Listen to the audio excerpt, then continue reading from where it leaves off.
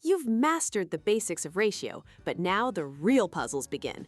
We're talking about problems where the rules seem to change halfway through, where you add something to a mix and the ratio shifts, or where a map scale hides a tricky secret about area. These are the kinds of Olympic-level challenges that appear in math competitions, and they all test one core idea. Let's start with a classic trap.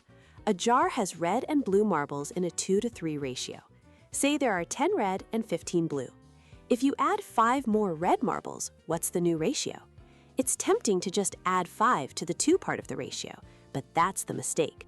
The secret is to always work with the actual numbers. The 10 red marbles become 15. The blue marbles stay at 15. Your new ratio is 15 to 15, which simplifies to 1 to 1. Find the real quantity first, then make the change. Here's another one, area. If a blueprint scale is 1 to 100, a line that's 1 centimeter on the map is 100 centimeters in real life. But what about a square centimeter of area? It's not 100 square centimeters. You have to square the scale factor. So it's 100 times 100, 10,000 times bigger. If you enlarge a pond's length by a factor of 4, its area grows by a factor of 16.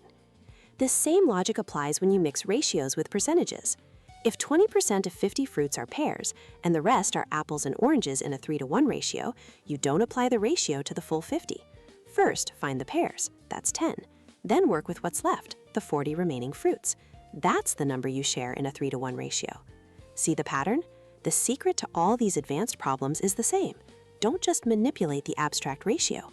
Always find the concrete numbers first, the actual number of marbles, the real area, the remaining pot of fruit. Turn the abstract into something real, and the puzzle becomes simple to solve.